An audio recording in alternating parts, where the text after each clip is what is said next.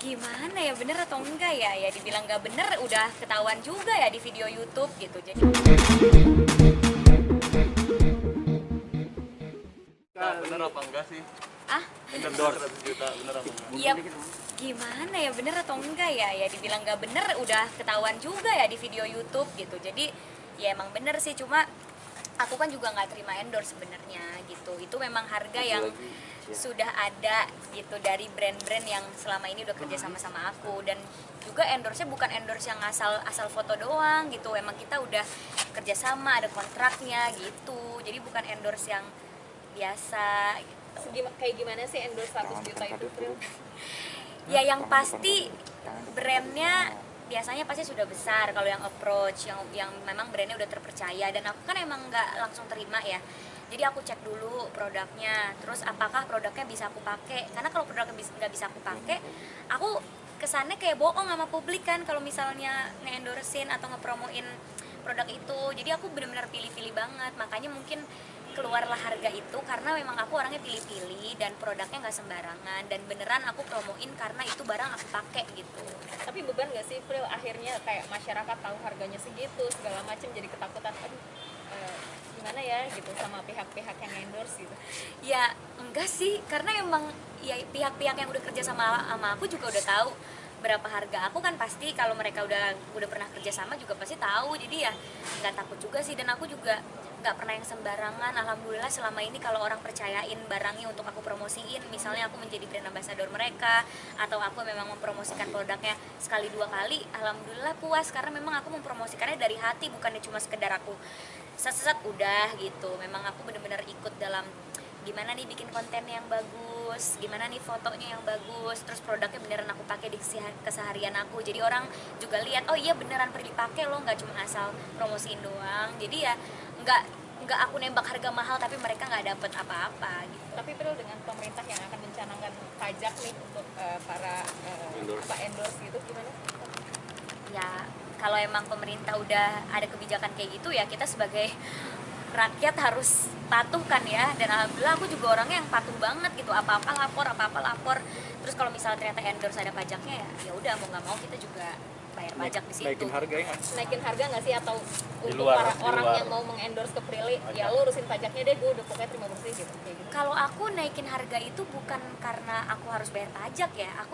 Kalau aku naikin harga itu karena apa yang aku bisa kasih ke mereka gitu, bukannya karena aku nggak mau bayar pajak. Misalnya mereka maunya video, foto, ini itu, ya harganya berapa gitu. Jadi bukannya karena aku nggak mau bayar pajak gue naikin deh, enggak. Tapi kalau harganya memang naik, ya berarti yang aku kasih lebih gitu. Kalau pajak dan segala macam, itu udah kewajiban aku nggak akan lempar itu ke klien. Tapi ada nggak sih kayak produk-produk yang Prilly nggak terima gitu?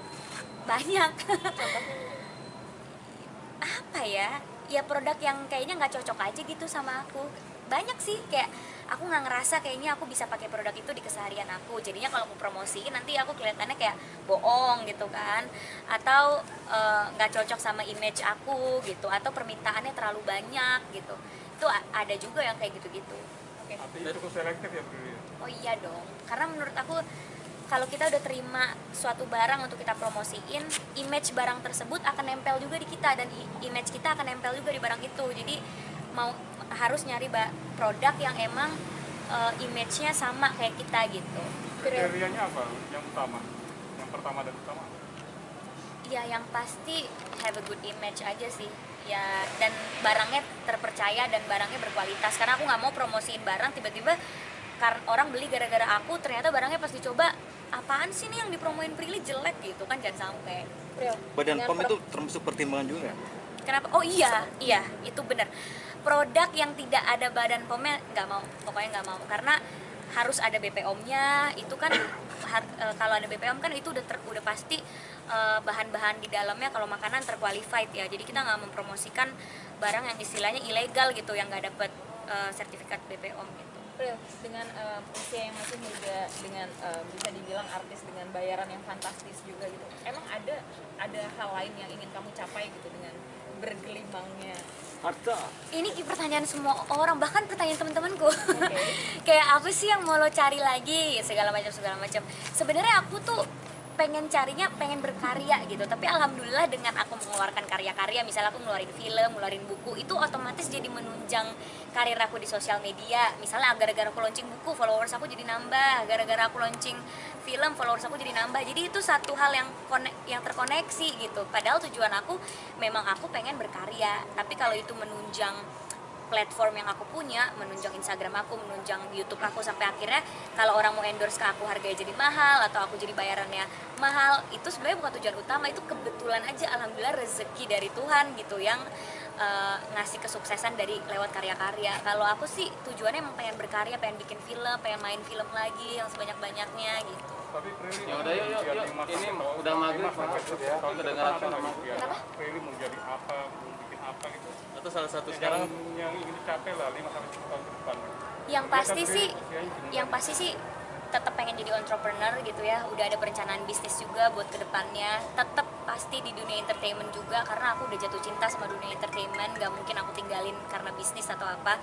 Jadi pengen jadi entrepreneur dan juga pengen jadi tetap kerja di dunia entertainment, karena menurut aku dua profesi ini saling mendukung gitu. Karena aku public figure, orang jadi percaya sama produk aku, dan karena aku public figure, klien jadi percaya sama aku dan punya kesempatan dan punya pintu yang terbuka gitu di Kan ini manapun. Prilo udah sukses banget nih, nggak Udah, yuk, takut maaf nanti ya. Sorry, pasangannya ya minder atau gimana ngedeketin Prilo atau gimana?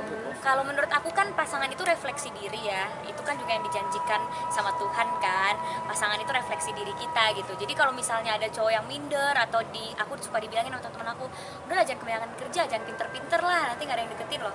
Ya menurut aku berarti kalau nggak ada yang deketin emang belum ada aja yang diturunin Tuhan buat jadi jodoh aku gitu. Jadi santai aja. Jadi sekarang belum ada yang dekat. Tapi semakin meningkatnya Prilly nama segala macam pendapatannya, itu kan orang mungkin semakin selektif lah untuk mendekati Prilly secara siapa. Ya bagus, jadi akunya nggak usah selektif lagi, orang udah selektif dengan sendirinya gitu kan. Dan dengan begini kan orang juga tahu gitu kalau ngedeketin aku kan nggak asal ngedeketin untuk main-main, tapi memang untuk hubungan yang serius dan harus bekerja keras lagi gitu. Tapi dirimu sendiri Udah, ya, pernah sih teman-teman, ikut maaf, main udah ya. aplikasi yang cari jodoh gitu. Aplikasi cari jodoh, ih kayak depresi ya, kalau itu enggak kayak depresi juga sih, cuma banyak teman-teman aku yang pakai juga sih, cuma biasanya pakai itu kan ya karena iseng aja. Kalau aku pakai itu takut nanti kalau ketemu